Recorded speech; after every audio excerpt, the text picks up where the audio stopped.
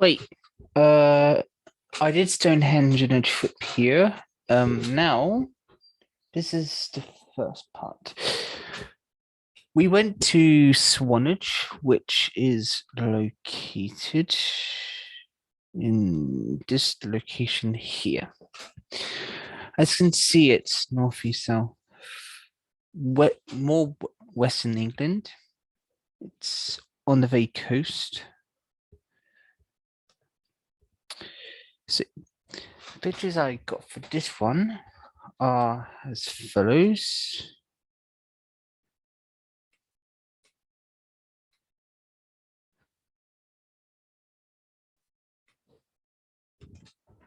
This one. This one was quite cool. It wasn't in Swanage itself. It was on the way to Swanage. We were going somewhere else. It wasn't really notable where we're going. It's more of a family thing. It's a family thing. So it's honestly not really it's a family matter to the most part. And it was really quiet there actually. It was basically there's hardly any traffic there. Basically no one's there, especially when you go that far out.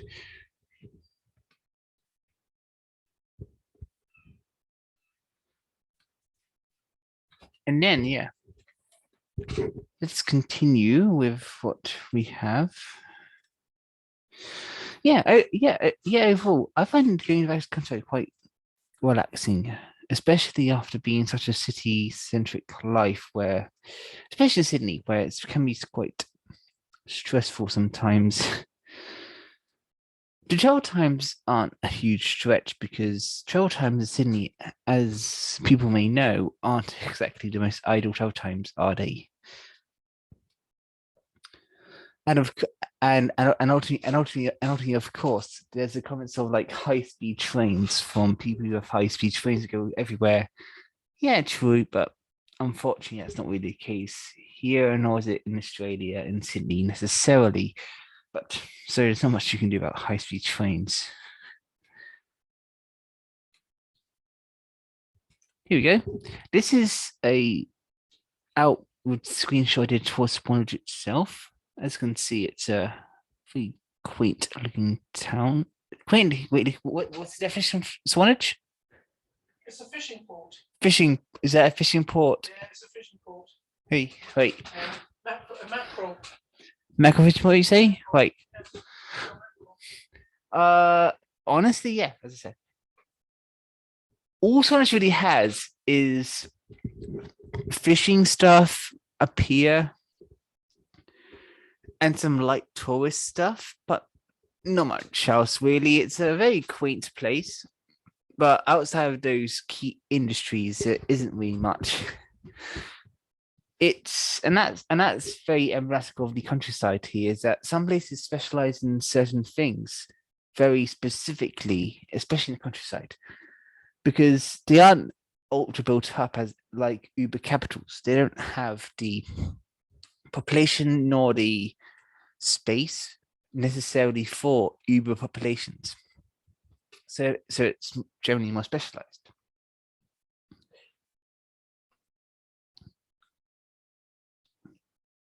Next picture is going to be this one.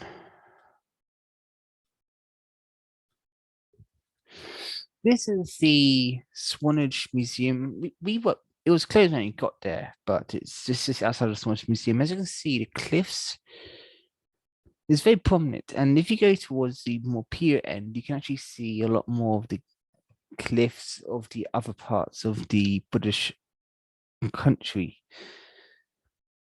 And to answer the question that some people had is, why is there so many British flags? It's because of the Queen's 70th Jubilee sort of thing.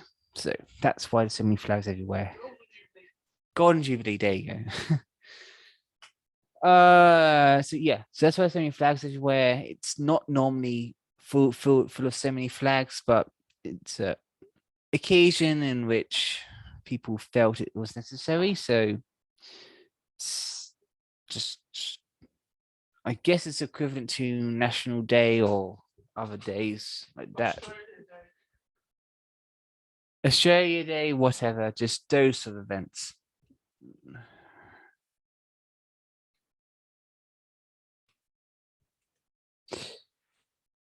And this part here is actually something you don't actually see much in Australia itself, and that is just hiring deck chairs for days. You see it in other parts of England as well, of course. But this is, I find quite quaint as well. It's just deck chairs and hiring other equipment just while you're there to just use. And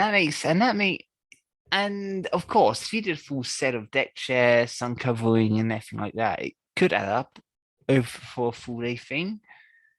But often people don't use a whole set. They normally pick one or two things. For example, deck chairs, as you can see here, $3 for all day. Stuff like that. Because yeah, it's a chair. You sit on the beach, and if you don't bring it normally, yeah. And Pebbles, love. You've got to say it's pebbles. yeah. And the other reason for that is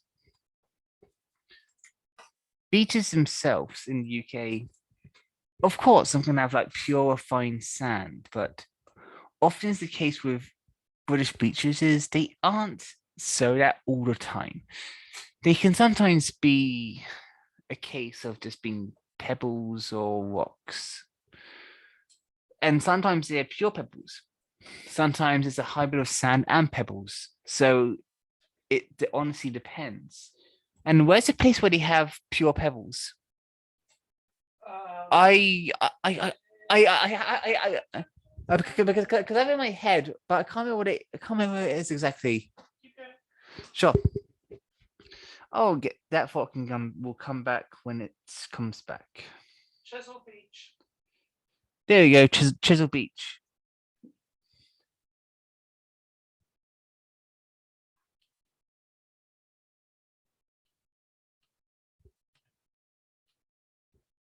This one here is just a screenshot, the thing I had of this in general, because I thought it was an interesting picture there.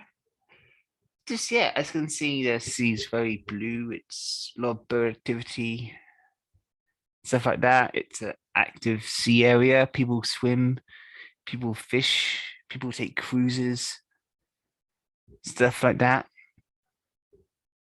And the interesting thing on that is during the wars, there was also quite a few sinking of ships in the bay around it as well, which is quite interesting. Both in World War One and Two, equally as much. How many were there, Wendy? Oh, there were loads in World War II. Do you remember the exact number, approximately? No. There was loads. I think it must have been 40. Oh, there you go. There you go. There we go. Around 40 or so ships sunk. Each war, which we think, which is still quite a lot.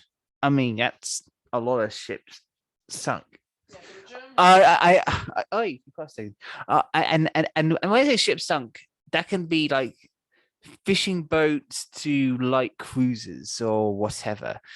It's not really defined as like one specific class of ship. It classifies as any kind of ship that was on the sea, be it a fishing vessel or military craft.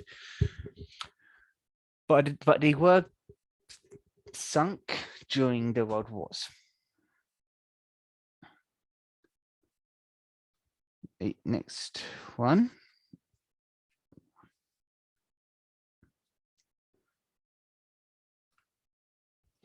Now we have this one.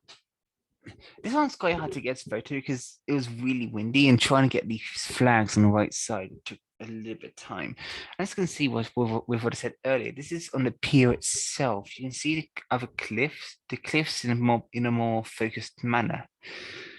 Cliffs, this is an area of the UK in which cliffs are everywhere.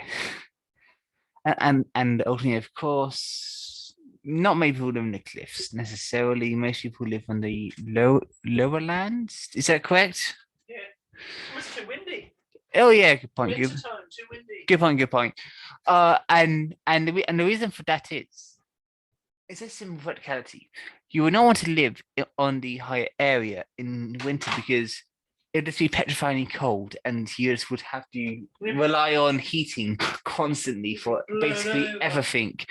And also up there, it's building some stuff is a danger risk in and of itself because the wind pressure on the peak of cliffs is quite a lot, and the sea around Britain is known for its higher than normal pressure in terms of wave pressure, and that's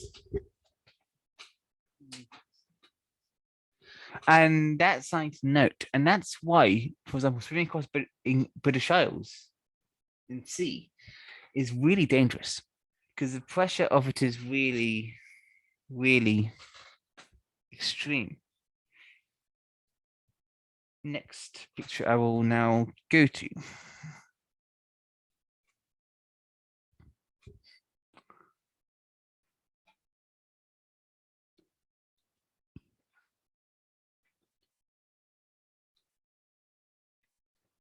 It's this one. This is on the other end of it, just showing how, again, the pier extends out. The pier itself isn't that long. You can literally walk it in 10 minutes. And that's fine. But it's still a beautiful view to do, especially with how many boats there is just around the place. I know.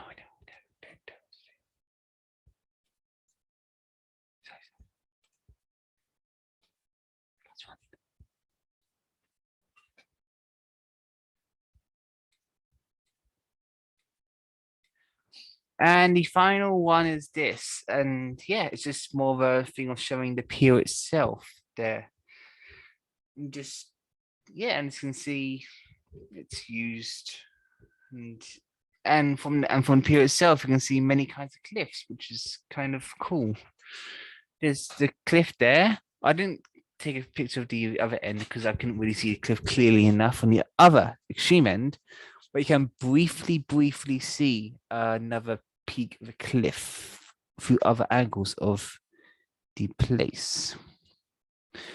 And that is the Swannage trip update. The next video will be about no house.